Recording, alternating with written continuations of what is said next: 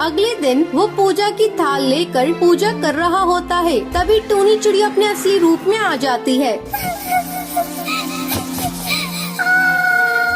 कालू कौआ, तू क्या कर रहा है? मैं कहती हूँ रुक जा, तुझे नजर नहीं आ रहा? मुझे तकलीफ हो रही है, मेरा पूरा बदन जल रहा है। मैं कहती हूँ रुक जा, वरना इसका अंजाम बहुत बुरा होगा।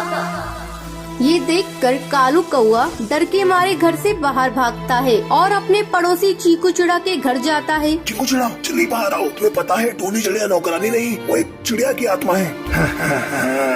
मैं जानता हूँ, क्योंकि वो मेरी ही बीवी टूनी चिड़िया है। मैंने उसे तुझे मारने के लिए भेजा था। टूनी चिड़िया उड़ते हुए वहाँ पर आती है। उस घर में हमें मारा गया था, उस घर में